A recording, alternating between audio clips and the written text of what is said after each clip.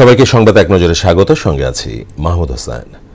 বহুল আলোচিত 21শে August grenade হামলার মামলায় তারেক রহমান সহ সব আসামিকে খালাস দিয়েছেন হাইকোর্ট।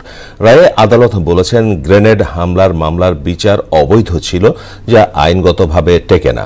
আর বিএনপির আইনজীবীরা বলেন, রাজনৈতিক উদ্দেশ্যে তারেক রহমান সহ অন্য আসামিদের এ মামলায় সাজা দেয়া হয়েছে।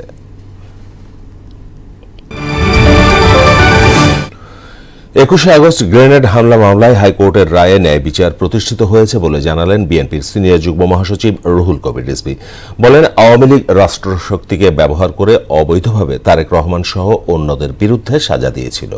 সকালে নয়াপল্টনে বিএনপির কেন্দ্রীয় কার্যালয়ে সংবাদ সম্মেলনে তিনি এসব কথা বলেন। সিভিল সার্ভিসের ক্যাডার শব্দটি নেতিবাচক হওয়ায় সরকারের কাছে বাদ দেওয়ার সুপারিশ করবে জনপ্রশাসন সংস্কার কমিশন। সরকারি সেবার ব্যাপারে জনসাধারণের অসন্তোষ রয়েছে বলেও জানান জনপ্রশাসন মন্ত্রণালয়ের সিনিয়র সচিব মোখলেসুর রহমান। দুপুরে সচিবালয়ে জনপ্রশাসন সংস্কার কমিশনের বৈঠক শেষে এসব কথা বলেন তিনি।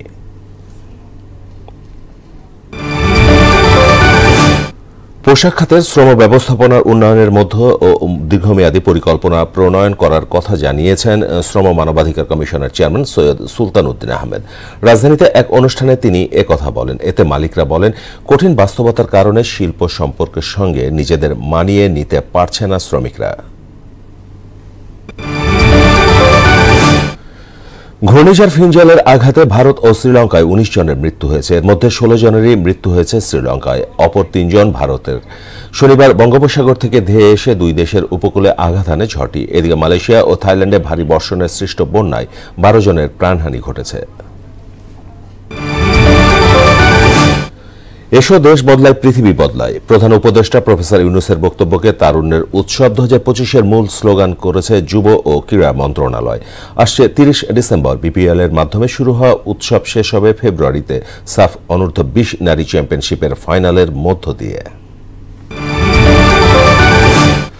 নেপালকে ৫ উইকেটে হারিয়ে টানা ২ জয়ে অনূর্ধ্ব-১৯ এশিয়া কাপের সেমিফাইনালে উঠেছে বাংলাদেশ। দুবাই ক্রিকেট স্টেডিয়ামে টস হেরে ব্যাট করতে নেমে ১৪১ রানে অল আউট হয় নেপাল। জবাবে জওয়াদের ৫৯ ও অধিনায়ক আজিজুলের অপরাজিত ৫২ রানের সুবাদে ১২৮ বল হাতে রেখেই জয়ের বন্দরে পৌঁছে যায় বাংলাদেশ। এই ছিল সংবাদ এক নজরে। সবশেষ খবর সবার আগে জানতে মোহনার সাথেই থাকুন। ধন্যবাদ সবাইকে।